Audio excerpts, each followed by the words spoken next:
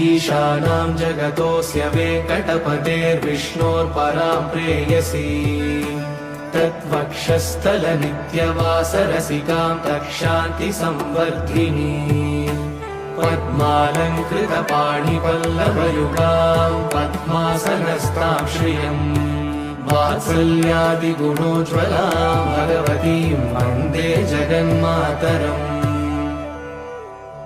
श्रीमन्कृपाजलनिधे श्रितसर्वलोकः सर्वज्ञशक्तनथवत्सल सर्वशेषिन् स्वामिन् सुशीलसुलभाश्रितपारिजात श्रीवेङ्कटेश शरणं शरणं प्रपद्ये।